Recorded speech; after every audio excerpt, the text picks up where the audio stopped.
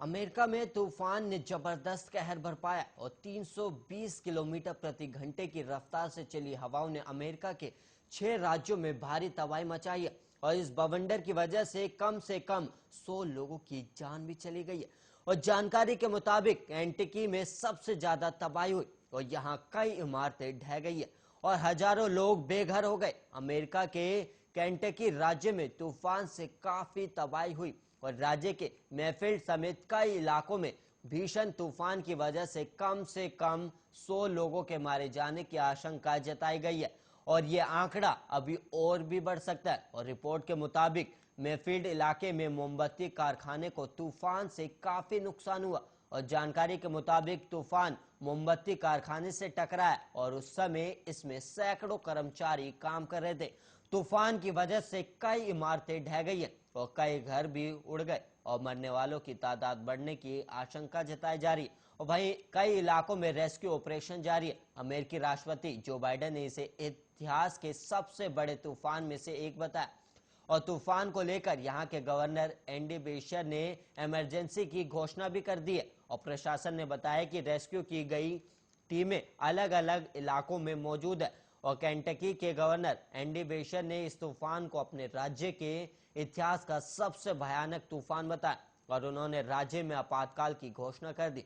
उन्होंने कई जगह लोगों के मलबे में दबे होने की पुष्टि की और आशंका जताई है कि मृतकों की संख्या 100 के पार पहुंच सकती है। और वहीं केंटकी में 2 लाख से ज्यादा घरों की बिजली भी गुल हो गई है। फिलहाल राहत और बचाव का काम अभी जारी है और तूफान में जख्मी लोगों को अस्पताल में भर्ती कराया गया है।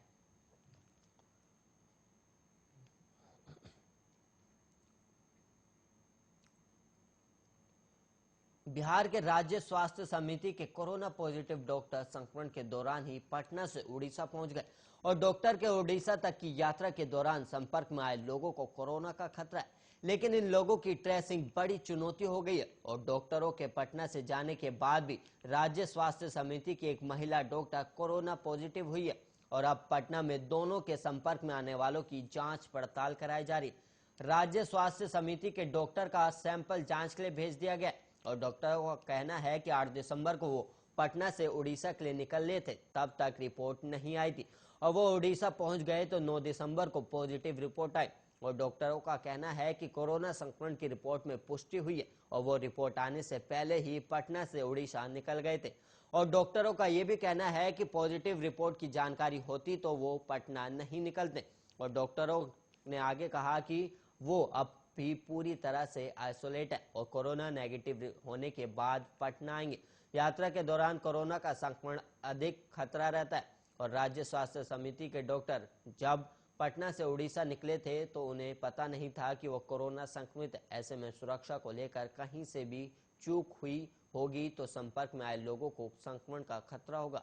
और अब वो किस साधन से उड़ीसा की यात्रा पूरी की और कौन कौन लोग उनके संपर्क में आए ये पता न लगा ना बड़ी चुनौती होगी और इस तरह की लापरवाही के कारण ही कोरोना का खतरा बढ़ता है और ऐसे में सुरक्षा को लेकर यात्रा के दौरान काफी सावधानी की जरूरत है।